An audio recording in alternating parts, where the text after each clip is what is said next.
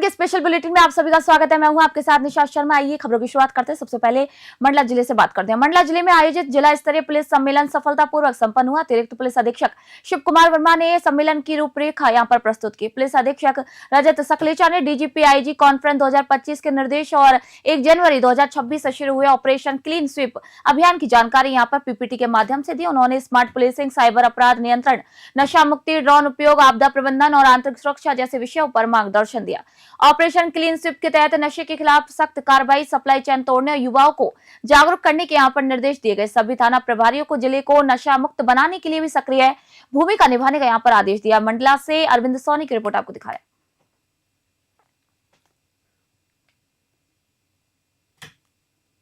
IG conference में माननीय प्रधानमंत्री जी द्वारा निर्देशन के आधार पर जिला स्तरीय पुलिस सम्मेलन आज आयोजित किया गया था, जिसमें लगभग 250 पुलिसकर्मी विभिन्न थानों और शाखाओं से आए थे, जिन्हें विकसित भारत 2047 में पुलिस का जो रोल रहेगा उसके संबंध में जो माननीय प्रधानमंत्री जी, केंद्रीय गृह मंत्री जी और सभी सुरक्षा बलों के प्रमुखों ने जो निर्देशित किया है वो बताया गया। किस तरह से तकनीक का उपयोग करके जो अपराध का तरीका बदलता जा रहा है उसको हम कैसे बेहतर तरीके से लड़ सकते हैं और साथ ही कैसे जनता में अपना पुलिस के प्रति विश्वास और बढ़ाकर पुलिस की इमेज सुधार कर पूरे समाज का उपयोग कर हम अपराधों को नियंत्रित कर सकें, इसके संबंध में बताया गया। साथ ही विभिन्न जो हमारे डीएसपीज और अन्य अधिकारियों के द्वारा भी जो बदलते परिदृश्य में हाई कोर्ट, सुप्रीम कोर्ट के जो निर्देश आए हैं पिछले 1 वर्ष में और अन्य बिंदुओं पर निर्देशित किया गया है। साथ ही बीते वर्ष में जिन भी पुलिसकर्मियों ने, जो लगभग 85 पुलिसकर्मी हैं जिन्होंने अच्छा काम किया अपराध नियंत्रण में या अपराध निकाल में, उन्हें भी पुरस्कृत किया गया। सर, नक्सल सीहोर जिले के बुधनी तहसील के ओवरब्रिज के पास शुक्रवार सुबह जोरदार गैस टंकी विस्फोट से इलाके में हड़कंप मच गया। विस्फोट में 40 वर्षीय राजू लोचकर गंभीर रूप से झुलस गया। प्रारंभिक जानकारी के मुताबिक राजू लोचकर चाय बना रहा था और गैस टंकी बदलते समय उसका रेगुलेटर सही तरीके से फिट नहीं हुआ। गैस कमरे में फैल गई और जैसे ही आग जलाई गई, तेज धमाका हो गया। विस्फोट से घर का सामान बिखर गया। वही घायल युवक को तुरंत मधुबन अस्पताल लेकर जाया गया, जहां पर उसका इलाज जारी है। सूचना मिलने पर एसडीओपी रवि शर्मा सहित बुधनी पुलिस मौके पर पहुंची और प्रारंभिक जांच के आधार पर हादसे को गैस लीकेज से विस्फोट माना जा रहा है। पुलिस मामले की गहनता से जांच में जुट गई है। सीहोर से रामनिवास यादव की रिपोर्ट आप देख रहे हैं। सर, ये सुबह की ब्लास्ट हुआ है, क्या कुछ है सर? ये बुधनी ब्रिज के नीचे एक धमाके जैसी आवाज़ आई थी, जिसकी सूचना पुलिस को मिली थी। पुलिस ने तुरंत घटनास्थल का निरीक्षण किया और बाद में जो इसमें घायल है व्यक्ति राजू रोजकर, लगभग 40 साल इनकी उम्र है, ये भी मधुबन हॉस्पिटल में एडमिट है और बातचीत कर रहे हैं। इनके बयान लिए गए, जिनने बताया कि ये सुबह गैस की टंकी बदल रहे थे। टंकी बदलने के बाद इन्होंने जब चाय बनाने के लिए लाइटर चालू किया तो अचानक से उसमें आग लग गई। आग लगने से एक ब्लास्ट जैसी आवाज़ आई, उसके बाद ये घायल हो गए। वर्तमान में ये मधुबन हॉस्पिटल में एडमिट है, इनका इलाज चल रहा है। अभी बातचीत कर रहे हैं, खतरे से बाहर डॉक्टर अभी शुरुआती दौर में इनको बता रहे हैं। संभवतः ये ऐसा हुआ होगा कि बहुत छोटा सा इनका कमरा है, घटनास्थल का निरीक्षण किया गया था, वो गैस लीकेज हो रही होगी और उसके दौरान जब इन्होंने लाइटर चालू किया तो एक वैक्यूम बनने से वो ब्लास्ट हुआ, जिसमें इनके दरवाजा टूटते हुए वो गैस संभवतः बाहर आई है। तो प्रथम दृष्टया इसमें यही लग रहा है। अभी इनका इलाज जारी है, उसके बाद और इनसे बातचीत की जाएगी। सर, इनके अलावा घर में अन्य लोग भी मौजूद थे? नहीं, घर में ये अकेले ही रहते हैं, ये अकेले ही रहते थे और उसी दौरान सुबह ये चाय या खाना बना रहे थे, उस दौरान ये हादसा हुआ इनके साथ। ठीक सर। नई दिल्ली में मुख्यमंत्री विष्णुदेव साय ने केंद्रीय श्रम एवं रोजगार और युवा कार्यक्रम एवं खेल मंत्री मनसुख मांडविया से सौजन्य भेंट की। बैठक में छत्तीसगढ़ से प्रस्तावित प्रथम खेलो इंडिया ट्राइबल गेम्स 2026 के सफल आयोजन और तैयारियों पर यहां पर चर्चा की गई। मुख्यमंत्री साय ने कहा कि इस आयोजन से आदिवासी अंचलों के खिलाड़ियों को राष्ट्रीय मंच मिलेगा। खेलो इंडिया ट्राइबल गेम्स में एथलेटिक्स, तीरंदाजी, कुश्ती, वेटलिफ्टिंग, हॉकी, फुटबॉल और तैराकी जैसे 7 मुख्य खेल होंगे। वहीं 2 खेल डेमो स्वरूप प्रस्तुत किए जाएंगे। सरगुजा संभाग में कुश्ती, तीरंदाजी और वेटलिफ्टिंग, रायपुर में हॉकी, फुटबॉल और तैराकी और बिलासपुर में एथलेटिक्स प्रतियोगिताएं होंगी। उद्घाटन समारोह 14 फरवरी 2026 को रायपुर में आयोजित किया जाएगा। वहीं केंद्रीय मंत्री मांडविया ने आयोजन की सराहना करते हुए आदिवासी युवाओं में खेल प्रतिभा की प्रशंसा की और सभी तैयारियों में सहयोग का यहाँ पर भरोसा दिया। नई दिल्ली से ब्यूरो रिपोर्ट आप देख रहे हैं।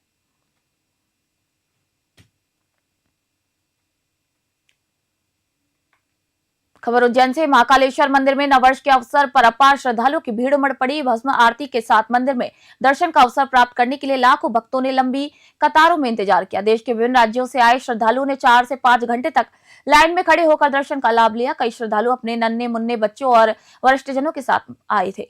वहीं परिवारों को विशेष सुविधा की यहाँ पर आवश्यकता महसूस हुई। मंदिर प्रशासन ने दर्शन के लिए लंबा प्रवेश द्वार बनाया था, लेकिन भीड़ की अत्यधिक संख्या के कारण सभी को सहज अनुभव मिलना भी यहाँ पर चुनौतीपूर्ण रहा। भक्तों ने भस्म आरती में भाग लेकर नए वर्ष की मंगल कामनाएं मांगी और मंदिर परिसर में उल्लास और श्रद्धा का एक वातावरण बन गया। इसी अवसर पर मंदिर सुरक्षा व्यवस्था को मजबूत करने के लिए भी प्रशासन ने विशेष ध्यान रखा। उज्जैन से ब्यूरो रिपोर्ट आप देख रहे हैं।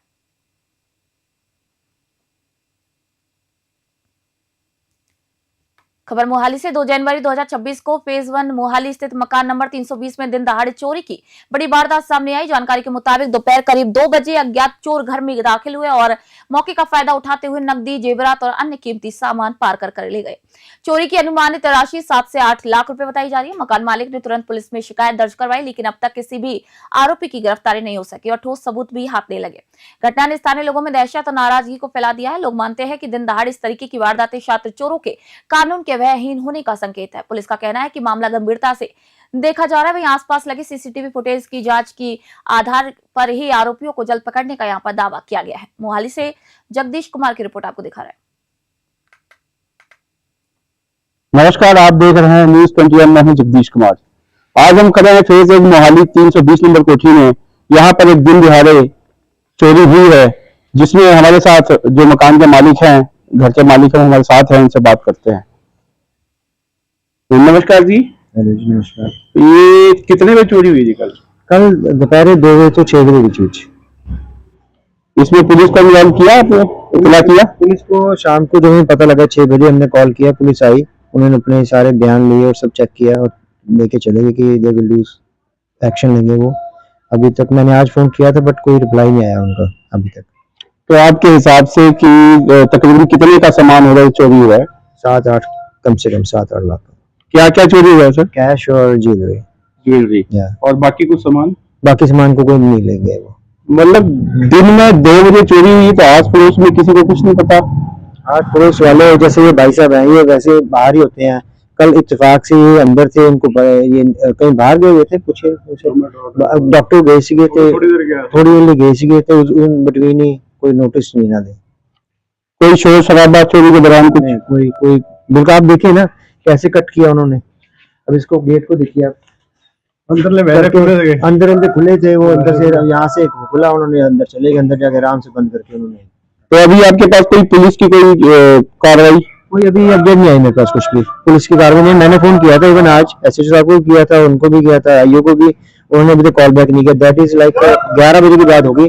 अब टाइम आप देख लीजिए, 2:30 बज गए हैं तो अभी तक कोई उनका रिप्लाई नहीं आया। कोई सीसीटीवी लगा रखा है आपने? मेरे घर में लगा हुआ, बट नेबर्स के हैं तो दे आर एट वर्क, तो जब भी आते हैं उनसे मैं फोटो ही लूंगा, उनको बोला हुआ मैंने। ठीक है। तो आपने देखा जो हाउस नंबर 320 के मालिक ने बताया कि यहाँ पर मेरा करीबन 6-7-8 लाख का सामान चोरी हो गया। ना कोई ज्वेलरी छोड़ी है, ना कोई कैश छोड़ा है। दिन दिहाड़े 2 बजे ताला तोड़कर इनके घर में चोरी हुई है। अब आगे देखते हैं प्रशासन इसमें क्या करता है। कैमरा में विशाल के साथ। बैतूल जिले में जेल की जमीन पर बन रहे एमरल्ड हेरिटेज प्रोजेक्ट को लेकर विवाद बढ़ता हुआ नजर आ रहा है। खबरों में लगातार इस प्रोजेक्ट पर सवाल उठाए जा रहे थे, जिसके बाद बैतूल कलेक्टर ने जांच के आदेश दिए। वर्तमान जेल परिसर की लगभग 6 एकड़ जमीन 60 करोड़ रुपए में नवीन जेल निर्माण के बदले दी जा रही है, जबकि इसका बाजार मूल्य करीब 600 करोड़ रुपए है। एमरल्ड हेरिटेज फर्म इस जमीन पर फ्लैट, दुकानें और कॉलोनी विकसित कर बिक्री करेगी। विवाद और प्रशासन की भूमिका पर प्रश्न उठने के बाद कलेक्टर के निर्देश पर बैतूल एसडीएम ने 9 सदस्यीय जांच दल का गठन किया है। दल 7 दिनों में अपनी रिपोर्ट को प्रस्तुत करेगा। जांच दल में तहसीलदार, नगरपालिका सहायक मंत्री, रेंजर और आरआई सहित कुल 9 अधिकारी यहाँ पर शामिल हैं। दल प्रोजेक्ट की वैधता, जमीन हस्तांतरण और नीति अनुपालन की यहाँ पर जांच करेगी। बैतूल से कमलाकर तायड़ी की रिपोर्ट आपको दिखा रहे हैं। देखिए, सबसे पहले मैं मीडिया का एवं आपकी चैनल का बहुत हृदय से आभार व्यक्त करता हूं, क्योंकि आप लोगों ने अभी कुछ दिन पूर्व इस विषय को लेकर उठाया, जिस पर मजबूर होकर जिला प्रशासन को एक जांच समिति बनानी पड़ी। और यह बैतूल जिले का एक बहुत अति संवेदनशील मामला है, जिस पर प्रशासन द्वारा अभी तक मौन धारण था, परंतु आप लोगों के प्रयास और मीडिया के प्रयास से अब जांच समिति का तो नंबर आया है। और उसमें भी कई बातें सामने आ रही है कि जांच समिति में कुछ अधिकारी तो बैतूल जिले से बाहर हैं। समय सीमा 3 दिन 5 दिन की डिसाइड कर दी गई है और छुट्टी पे वो बाहर हैं। ऐसी स्थिति में ऐसा प्रतीत होता है कि जिला प्रशासन हम लोगों को भ्रमित कर रहा है और जनता को भ्रमित करना चाहता है कि जांच समिति के। मैं कामरेड कुंदन राजपाल CI2 का जिला अध्यक्ष हूँ। राजपाल जी, ये बताएं कि ये जो जेल को लेकर बातें सामने आ रही थी, क्या लग रहा है और उसमें अब क्या जांच होनी चाहिए? ये तो एक पहले मैं बताऊं कि आपके पास यहाँ पर 6 एकड़ जमीन है, तो यहाँ से जेल तो कढ़ाई भेजना ही नहीं उचित है, क्योंकि जब आपके पास ऑलरेडी शासन के पास जमीन है तो यहीं बनना था। और आप पूंजीपतियों के हवाले जमीन करके लूट का बाजार खड़ा कर रहे हैं। और वहाँ पे जो आप कढ़ाई जो ग्राम पंचायत एरिया में जेल बनाना, वहाँ क्या सुरक्षित रहेगा क्या? ये तो सबसे पहले सुरक्षा की दृष्टि से वहाँ पे औचित्य नहीं है वो बनाना। और ये पूंजीपतियों का एक संगठित गिरोह है जो सरकार जो निजीकरण के क्षेत्र में इनको बनवाने को दे रही है। यहाँ पे क्या जरूरत थी यहाँ पे हेरिटेज बनाने का? व्यवसाय कर रहे वो, तो सरकार की जमीन पर व्यवसाय थोड़ी किया जाता, प्राइवेट करे ना। पत्रकारों द्वारा बहुत दिन से इस मामले को उजागर किया गया था, लेकिन प्रशासन निष्क्रिय था। प्रशासन किसी दबाव के कारण कोई कार्रवाई नहीं कर रहा था। जब बहुत पुरजोर से इस बात को उठाई गई पत्रकारों के द्वारा, तो प्रशासन ने आनन फानन में 3 दिन एक समिति बनाई, जिसको 3 दिन में रिपोर्ट सबमिट करना था। क्या 3 दिन में समिति निष्पक्ष रिपोर्ट जमा कर पाएगी? जो पेड़ कटे हैं उसका मुआवजा मिलेगा? जो शासन को नुकसान हुआ उसकी भरपाई कौन करेगा? और जो निर्माण कार्य अभी भी चल रहा है इसके ऊपर रोक लगेगी कि नहीं लगेगी? ये भूमिका अभी संदिग्ध है। क्या ये समिति निष्पक्ष जांच कर पाएगी?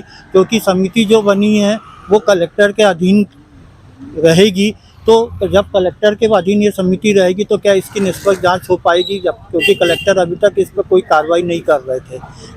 अगर कार्रवाई करनी होती तो शुरू से के दिन से जब से ये मंडला जिले के अंबेडकर नगर वार्ड में घर घर लगे नालों से आ रहा दूषित और बदबूदार पानी लोगों के लिए गंभीर चिंता का विषय बन गया है। वार्ड वासियों का कहना है कि पानी मटमैला, गंदा और नाली जैसी दुर्गंध वाला है, जिसे पीना या इस्तेमाल करना सुरक्षित नहीं। स्थानीय लोग बीमार पड़ने के डर से नलों का यहाँ पानी उपयोग नहीं कर रहे हैं और मजबूरी में बाहर से पानी खरीदने पर मजबूर हैं। पिछले 1-2 महीनों से नगर पालिका में शिकायतें दर्ज कराई जा रही है, लेकिन अभी तक कोई ठोस कार्रवाई नहीं की गई। वार्डवासियों ने प्रशासन से मांग की है कि पाइपलाइन की जांच कर दूषित पानी की सप्लाई को तुरंत रोका जाए। इंदौर में हाल ही में दूषित पानी से हुई मौतों के बाद मंडला के लोग भी सतर्क हैं। अब सवाल यह है कि नगर पालिका कब इस गंभीर समस्या पर संज्ञान लेगी या किसी बड़ी बीमारी के फैलने के बाद ही कोई कदम उठाए जाएंगे। मंडला से अरविंद सोनी की रिपोर्ट आपको दिखा रहे हैं। मैं शिवा राय डॉक्टर अम्बेडकर वार्ड का निवासी हूँ।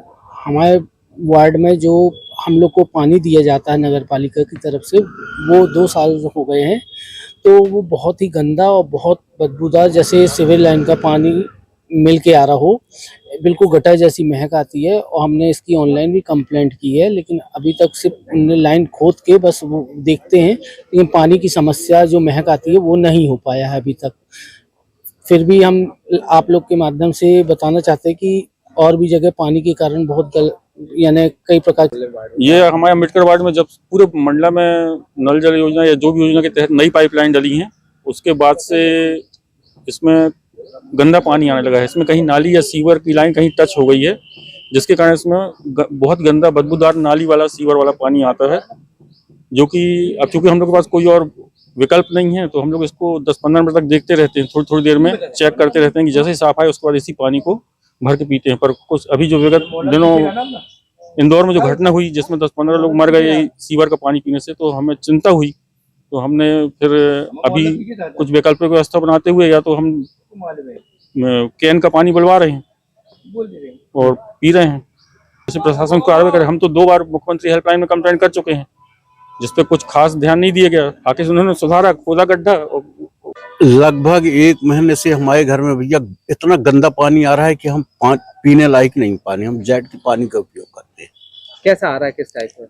स्माइल बिल्कुल एकदम से ऐसा लगता है जैसे बदबूदार पानी, जैसे कोई सीवर वगैरह से या कोई गंदे नाला वगैरह कहीं ना कहीं से टच हो गया होगा वो पानी।